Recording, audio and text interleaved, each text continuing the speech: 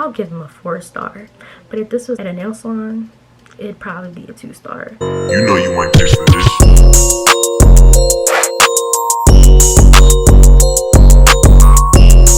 Hey guys, welcome back to my channel. If you're new here, my name is Maya. I don't really know what I'm doing on here. This is a random YouTube channel with a bunch of videos that don't make sense.